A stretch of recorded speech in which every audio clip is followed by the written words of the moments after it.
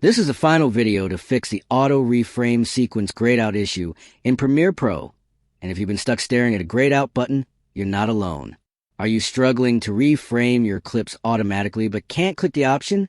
This usually happens because your sequence settings or the clip type don't match the auto reframe requirements.